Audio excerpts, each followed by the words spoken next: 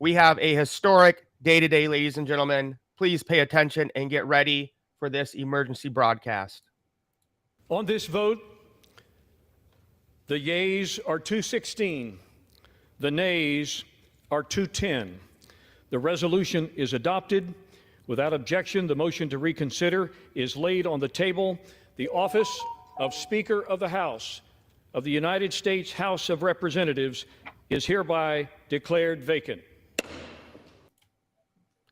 Now that's a Don DeMarco moment right there. All right. Yeah. Ricardo Hamilton, M.I.M.S, your reaction of this historic first time in U.S. history the Speaker of the House has been removed. What a Wednesday. What a time to be alive. Yeah, I'm telling you, this is historic. And, we have to document it and we have to, share this information, explain it with people. Look, they said the revolution won't be televised, but I'm telling you right now, certain parts of it is. Okay. This is a revolution. What's going on in this country, what has been going on. Okay. We are seeing signs of change. All right. And that is good.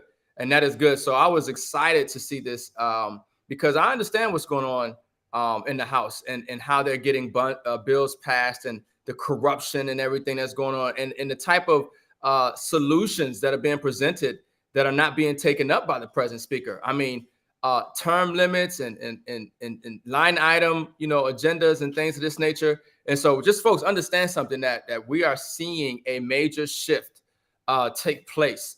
There's a major uprising, okay, and an awakening that's taking place all across this nation, and it's good.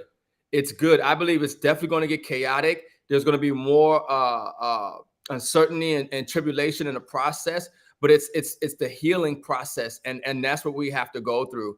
So I'm excited to see these type of developments take place because if you don't know, you sure enough about to find out. Yeah, man. I mean, it's wild, and I think this is a good thing. If people don't remember, when Kevin McCarthy was voted in, it took 16 times. Yeah. And basically he had to make a deal with Matt Gaetz and the other Republicans of, listen, if we vote for you, these things need to happen. Kevin McCarthy went back on his word again and again and again.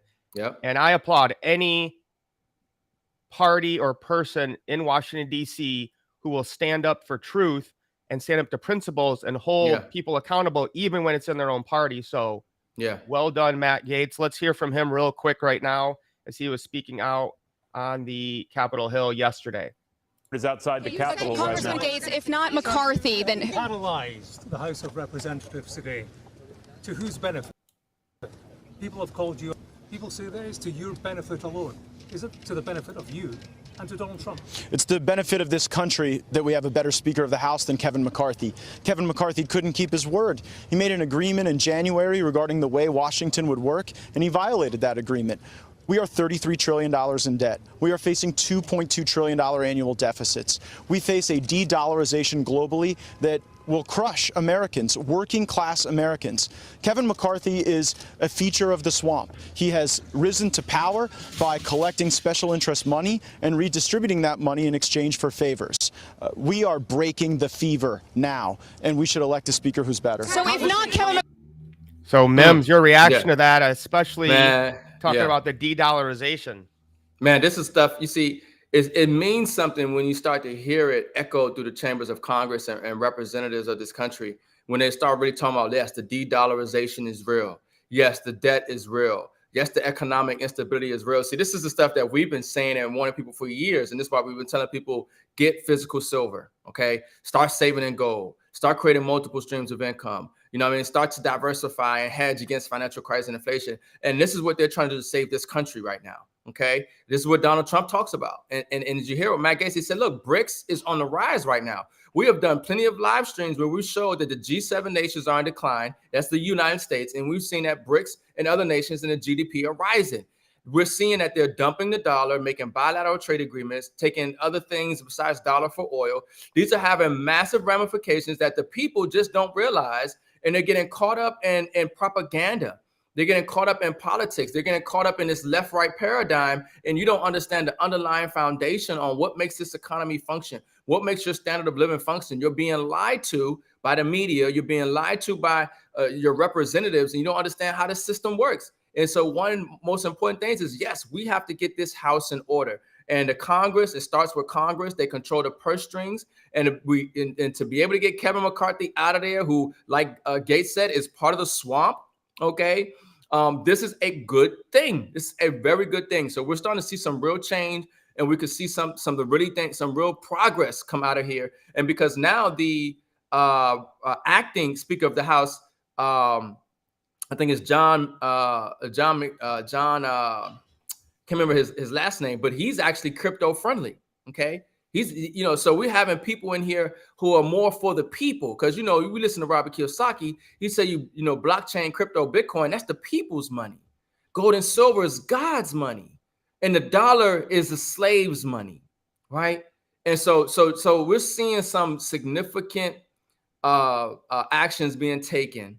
John McCaleb or something. I think Patrick McHenry. Yeah, Patrick. I don't know his name. John. Patrick McHenry. Right.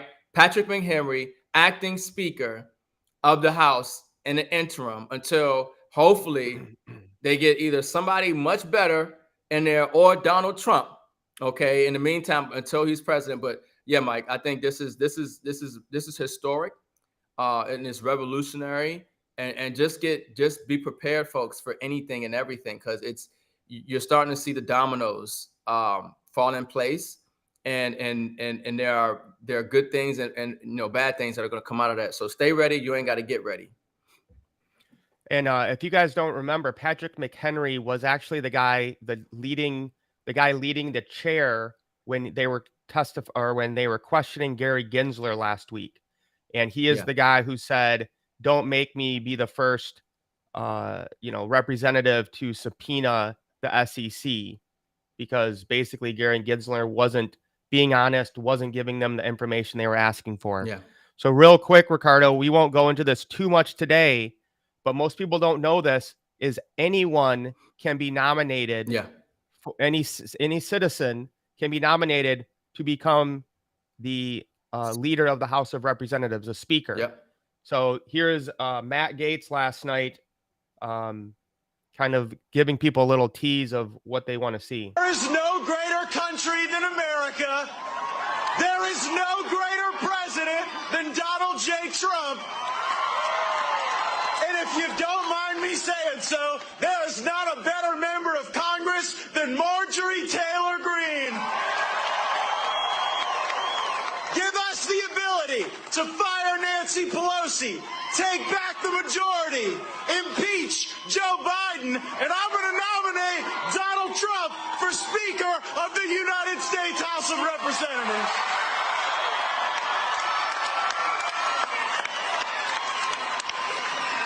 Thank you very much. Thank you, everybody. Well, that was interesting. Gates. Trump. So what we see there is, Matt Gaetz alluding, and he'd already, when he stood up to nominate Trump for speaker, that was back, about 8 months ago when Kevin McCarthy was going through his 16 votes and whatnot. This has got people buzzing, Ricardo, because of course, Speaker of the House is third in line to become president. So, your thoughts, we'll get into this deeper on Freedom Friday, but your initial take. Yeah, I mean, I'm glad that you pointed that out, third in line, and because we already know who the first two are, and that's a no-go. We got to get them out of there. And I hope you guys, who are watching this, if you don't see this as positive, or if you don't see this as progressive, or you don't see this as a good thing, then you are working in the wrong paradigm of understanding of what's going on in this country, what's going on in the global economy. I mean, you have been lied to. The propaganda machine, the MK Ultra, social engineering has been working. And I'm just telling you that if you don't see this as a good thing, if you don't understand what's going on, take a break. Just forget everything you thought you knew and relearn. Break it down and try to see what's been going on and why this is a good thing. So when you see this movement, it's about liberty, it's about freedom. It's away from tyranny. And most people don't understand that our current trajectory was World Economic Forum, Klaus Schwab, own nothing and be happy. Okay. But if we have people that are against that agenda, that are for this nation, that are for our rights and liberty. And understand, yes, there's a lot of other problems. There's a lot of other issues. There's a lot of other dynamics. And this is not like, the golden thing to save everybody and everything else. But this is putting us in a better position than where we would be had we not have, a party and people who were against the agenda of these globalists, and trying to enslave humanity. This is about saving our freedoms and liberties to the best of our ability, and evening the playing field. We were hurt by this administration with the SEC. All this is under Joe Biden. Everything you're seeing in the economy right now is under Joe Biden. The war is continuing. We're trying to send more money for war. The border, the policies of cryptocurrency and everything else. Look what we're dealing with. I have been adversely affected from this government, from the Securities and Exchange Commission. This administration has adversely affected me and countless others. They just don't realize it. When you see the inflation, when you see what's going on in this economy, it's because of this, they call it Bidenomics. Okay. It's because of this administration. And I hope that if you don't see that, then you really take your time to try to understand why it's being said, and don't suffer from cognitive dissonance. Yeah, and that's huge, guys. And again, we're not, it's not Democrats versus Republicans. Okay. It's the people versus whatever you want to call it, the deep state, the swamp. Yeah. Globalists. And it's infected whatever. Both parties. Yeah. So you got to remember, the Republican Party did not want Donald Trump to become president. No. They did almost everything they could to stop him. Yeah. Great point. But speaking of Bidenomics, our main video today is Kevin O'Leary, Mr. Wonderful, basically laying out the struggles that people are feeling in the economy now. So we're going to take a quick listen to that and just kind of offer some suggestions to help people survive these times. This is why I was on the Hill yesterday. I was banging the drum up and down the hall saying, everybody, let's wake up to what's happening to my small companies. I got 34 plus companies. They can't raise a dime. There's no Bidenomics for them. They have no capital, and that's a big problem, and it's manifesting itself. Those are the people that are looking for cheaper toothpaste and all the issues that are going around inflation. Core inflation is not down. CPI, yes, but core inflation, the real inflation that hurts a small individual that's trying to live off $58,000, they're getting killed. And this will show up in the polls. This will become political, but we've got to save small business right now. We have to do everything in our power to make sure they get access to capital. This is So let me pause that right there, Ricardo, and see if there's anything you want to add to what he's saying.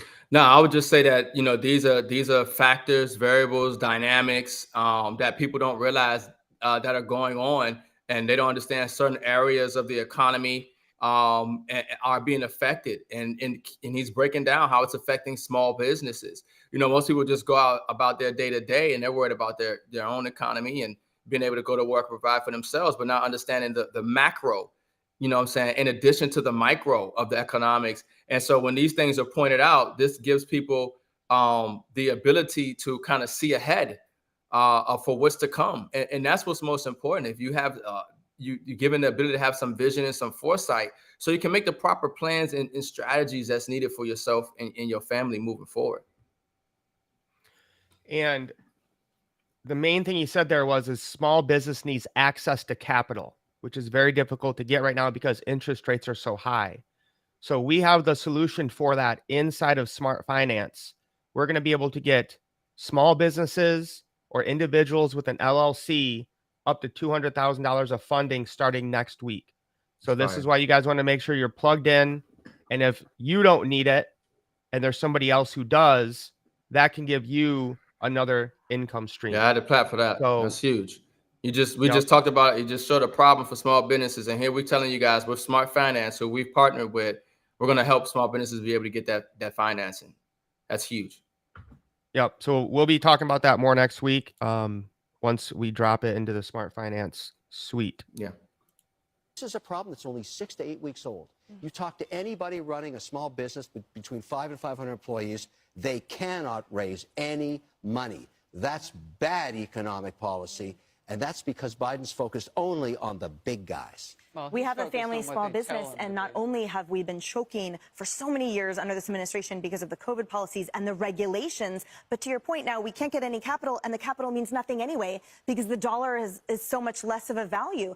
Carly, on Friends this morning, you were covering extensively the fact that shoppers, when they go to the grocery store, they are facing double-digit increases on those basics that Americans all need every day: flour, bread, sugar, things that we cook and provide for our families with, and yet our whispering, gleefully chuckling president seems to ignore it. And that's why campaigning on Bidenomics is such a risk, because not only are you telling people, don't believe what I'm feeling, believe what I'm telling you, it's also a risk because if we do go into a recession, it has a name, and it's Bidenomics. And Janet Yellen just said a few days ago that a recession isn't entirely off the table. But the White House is all in on this Bidenomics push. I just saw that they posted something on Instagram, and they're telling people to text them. They provide a number about how Bidenomics has affected them, and they showed a text that they say they received from a guy named Pat. He says, my neighbor just returned to Minnesota from Pennsylvania by car and said they saw nothing but bridges being built everywhere. Thank you, Mr. President. The comment section was not kind. I saw one person who said, I'll take a conversation that never happened for 200. Ricardo, remember the good old days when we had to spend 10 minutes explaining to people what inflation was because nobody really grasped that economic concept? Yeah. Now everybody, it's on everybody's tongue. And I love what she said. You know, it's don't believe what you feel. You believe what I tell you. You know, they try to act like, oh, everything is fine. The economy is great. We're doing a great job. And people are struggling. You know what I'm saying? Crime is up. Okay. Big time. Crime is up. You know, a drug abuse is up. Okay. Food insecurity is up. Okay. I mean, these are real things that are happening that are not being addressed. They're just being ignored. And then you have this massive crisis on the border, and they're putting stress on budgets. And, you know, I mean, it's just a nightmare. And so that's why we need to see a shakeup. We need to see some change taking place. But I mean, look, they're talking about the loss in purchasing power on mainstream media. Okay, this is something that doesn't exist. You know, this is not supposed to exist. We're not supposed to be here on mainstream media. They're talking about the loss in purchasing power of the dollar, the rise of BRICS, inflation. You know, these are things that you normally don't hear because these terms and these things put people on alert. It should put you on your heels. It should make you start to consider and do things differently financially. But because they've created such a consumerism economy, they want you to be happy and just go out and spend, and that helps the economy and stuff. But now the message is, oh, inflation. Oh, you know, this debt crisis. Oh, the dollar losing value. What's going on around the world? So, folks, the tide and the narrative is changing, and that means your habits and your thinking need to change with it. You know, and well, I know, I know we've been waiting to cover this, Ricardo, and I really need you to make this make sense to me because I don't really grasp what it's saying, but this, you know, a lot of people posted this about, you know, the dollar supply now is at, what is that, 792 trillion negative. And then it has this dollar to silver ratio. It says 792 billion. Yeah, billion. I'm sorry. Yeah. They don't got that much currency created. And then what's going on with this dollar to silver ratio is 0 per ounce. Yeah. So the dollar supply is going down. So it's hard to the way they price it. So they just had it priced at 0 because the supply of dollars is going down. But when you look at on the right side, it says about 15.58 for an ounce of silver. So what they have done is they've taken the M2 money supply because right now the Federal Reserve is buying less treasuries or debt.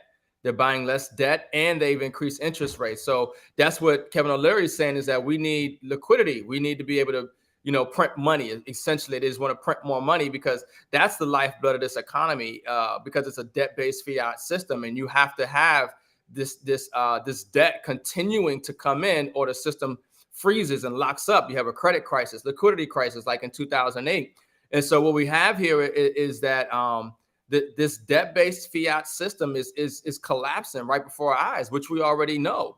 It's collapsing under its own weight. And so the dollar supply is actually going down. And we know that all the trillions of dollars that they're spending, and it's not in physical, it's not real, it's just digits on the screen. So there's only so much physical paper out there, right? So we have a supply of dollars, going down. So the way that they calculate these numbers, they couldn't put a price for the dollar to silver ratio with a supply going down. But what you can do a lot of times is when you hover over that data on the top of the U.S. debt clock, it'll give you how they're coming up with that. So it's the year-over-year change in U.S. M2 money supply.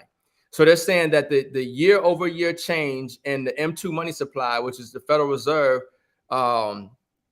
notes, creating currency, that supply is going down. That supply is going down. So that's what they're saying. And so that's less money in the system. And this is what Kevin O'Leary is saying. We need more money. We need people to be able to borrow, but they can't at these rates. So is the M2 money supply going down because we had Operation Twist and the massive printing? Yeah, and then the pandemic, all that money that was printed there. So now it's finally going down. Yeah, because we're not under those same type of influx of capital or currency, debt in the system.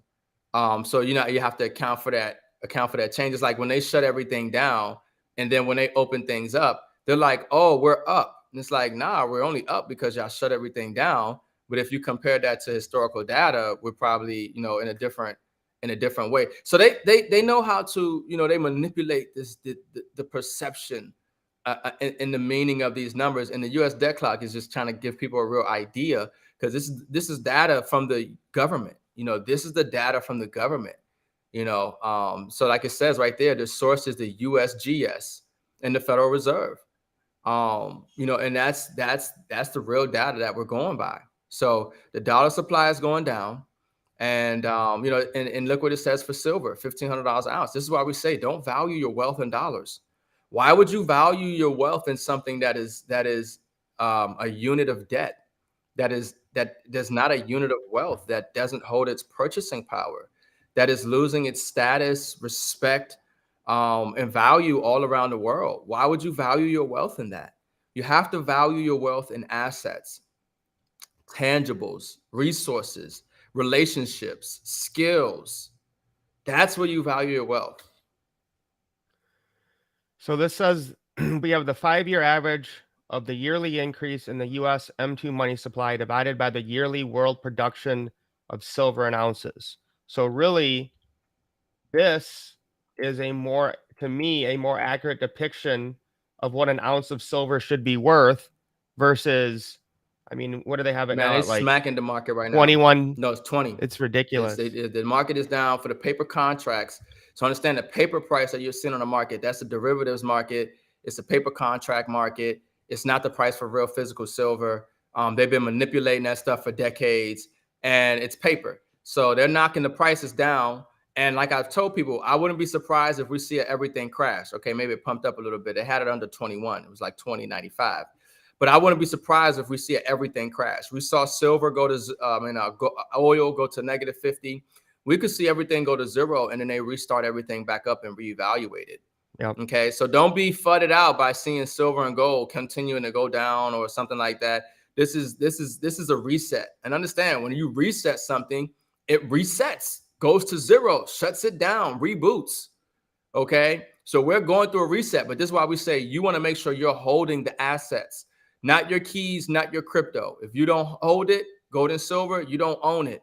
You don't want paper contracts. You don't want certificates, ETFs, whatever you think you got in the stock market, Robinhood, 401k, checking and savings account, safety deposit box, all that is up at risk. And you leaving it in somebody else's custody is a liability to you, and they will take it because they've already passed the bail-in laws. They've already passed the bailout laws. They're ready to take everything you have and shut down the system. They can do it at a moment's notice. So make sure you have your resources and necessities and assets on hand. This currency and credit derivatives, million, billion, that's 632 trillion, right? Yeah, so that's a derivatives bubble that we talk about. The 632 trillion with a T. With the T. Yeah. With the T, guys. We're sure about this one. Yeah, $632 trillion. That's a derivatives bubble. So remember, when all this collapses, that goes with it. So literally, you know, when this system collapsed, we're going to see like the Stone Ages. I mean, we're back in the medieval times as far as, I mean, there's no, so the system has to reboot. And that's why we're seeing them now put treasury money up there, and obviously the value of gold and silver and crypto and things of this nature. And then we have the U.S. unfunded liabilities. So things the government has written checks for saying, we'll take care of Medicare, we'll take Social Security. Yeah. Is 194 trillion. Yeah. And this is why if you remember hearing Congress sometimes saying that they want to restructure it or they want to get rid of it or change it and stuff, because they know this is totally unsustainable. They know that, you know, it's going to break this country's back, that it's a fugazi. You know, it's a fugazi, but $194 trillion. You see, Matt Gaetz talked about, well, this country's $33 trillion in debt. Well, you know, but they don't talk about the $194 trillion in debt from unfunded liabilities, that the money is not there. I mean, it's unfunded. It's unfunded. It's not there. The money's not there for that. And then once again, the derivatives market, 600 something trillion dollars on top of that.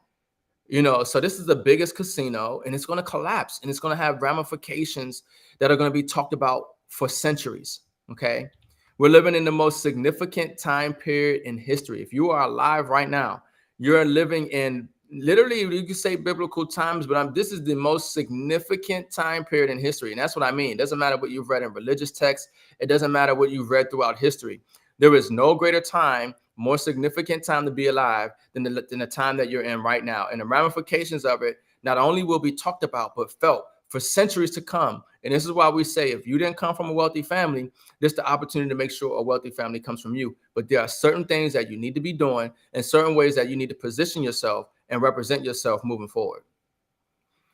And this just blew me away as you look at, you know, talking about Bidenomics, the median income in the last 23 years has only gone up $4,000. It's crazy.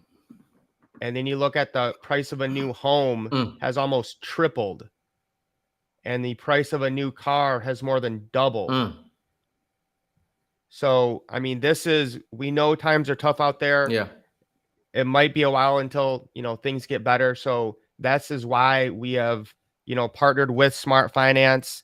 And essentially, I mean, anything you need help with, repairing your credit, sticking to a budget, having, you know, a debt expert to actually show you how you can pay off your debt quicker, savings in healthcare, access to capital, everything you need for your small business, ways to save money when you do go out to shop, travel, or buy things. Legal help. Okay.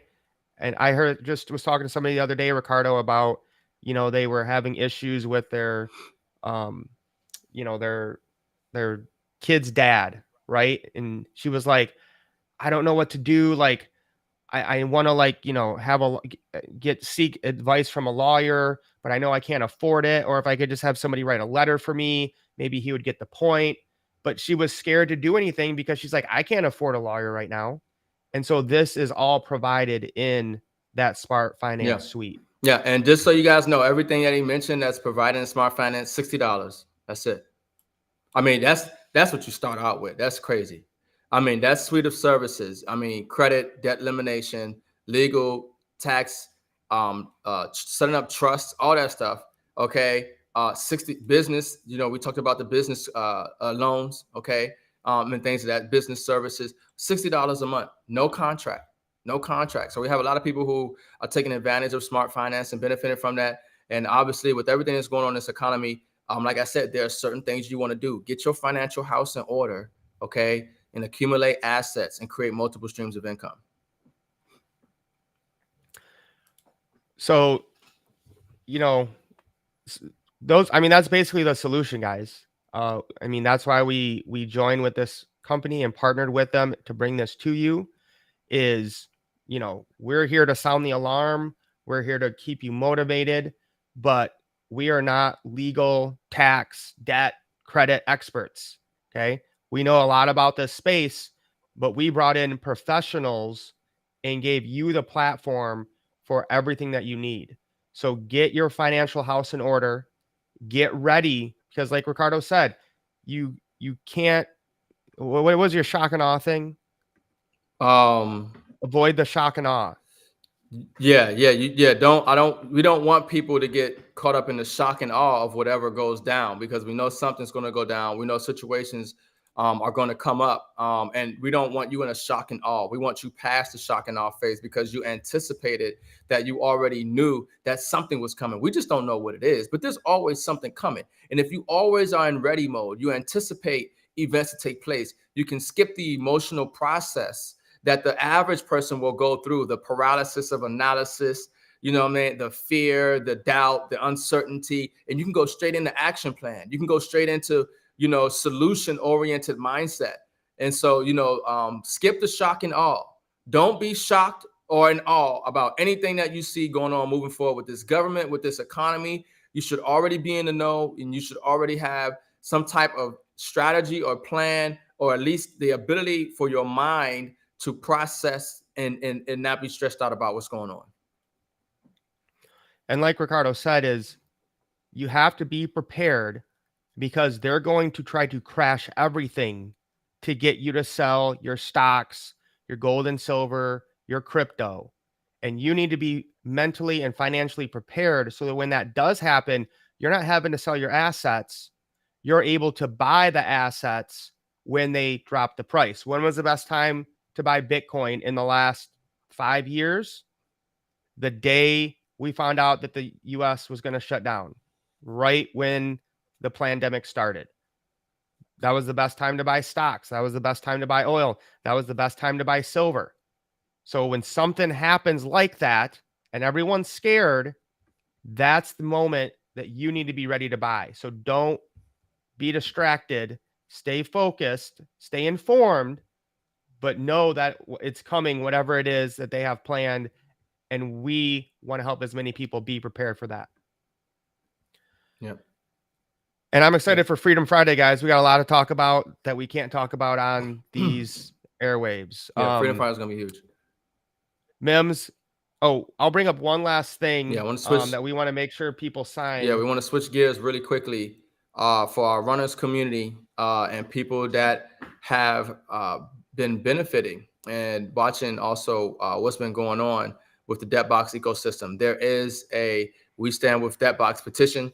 For those who might not know, October 6th is the day that we will see if the judge will remove this temporary restraining order that has locked up our ecosystem and has created an adverse effect for all of us in this community because of the SEC's false, you know, in my opinion, from what I know and what I'm seeing, allegations. And so you could read it there. I don't know if you want to read it, Mike, but we definitely want to get people to sign the petition. We got over 3,900 signatures already. On the 6th, the judge will hear everything and make his ruling. I'm very optimistic. And so if you haven't signed that petition, definitely sign that petition. This is a real blockchain company with real technology, and more and more people are going to find out about that as this case moves on and they see the evidence. And we want to make sure that the judge knows that our community is here and with the SEC, how they affected us, and that debt is legit. Yeah, the you know, we will soon be talking about this, but the SEC papers have just been almost laughable. I mean, they have no credible evidence. There is nothing. I mean, most of what they disprove themselves in their own statements. And the last rebuttal, you know, in the papers that the debt brought was like, there's nothing here. Yeah. Like they created all of this. Yeah. So it's, you know, we're still holding strong, and it'll be interesting to be able to talk about this once the TRO is lifted. Yep. We'll find out in short order here, folks. Very soon. Very soon. Mims, do you want to say anything about what's happening today at 2:20? Well, yeah, Give people a little heads up. yeah, we can talk about that. So a lot of people, I might have heard, and you should know that there is an emergency broadcast system that is going to go out, and this is nothing new per se. It happens every few years or so. I think 3 years, and it's just a test of the system for the readiness if there was an event to go down. But the unique thing about this time around is that there are a lot of dynamics that are coinciding with this national alert system, and there is a lot of reason for just caution because we don't know what we're dealing with, whether it's some of the events where Russia is also doing a nuclear readiness test with their citizens for the first time. And, there's a lot of, things going around about the frequencies that are coming out from these devices, or even just them being able to ping your device and access to your device and things of this nature. So there's that is happening. So what some people are choosing to do is either they're saying they'll turn off their phone or put it in a Faraday bag, or just get away from the technology. There's a lot of stuff out there, and the thing about it is with me is I look at it like the boy who cried wolf. And once again, if I stay ready, I don't got to get ready. And I do know that this government has technologies and advancements that we don't know about that they use against the people in different ways. So it could be nothing, could be something, but I'm choosing personally to just go out in nature, stay away from electronics during that time period, because it's good to just de-energize anyway, get back to the grounding of nature, go out and connect with the earth and get away from electronics. But yes, there will be a national broadcast emergency alert system. It's going to go through everybody's TVs, everybody's radios, everybody's cellular devices. It's going to be for the first 30 seconds. I think it's going to be the message, and then from what I'm hearing, for the next 30 minutes, it's going to be this frequency sound that's going to be emitting. So I'm hearing anywhere from 30 seconds to like 30 minutes or an hour. This thing is going to be going off. The other thing I will say about it is, even if it is just a regular test and then nothing happening, which probably it is, no need to create hysteria, but I still like to hedge in the best ways that I can for potential scenarios that I just don't really know. But the thing is that whatever they do try again, the people are so awake right now. The people are so alert right now. It's like they can't get away with anything.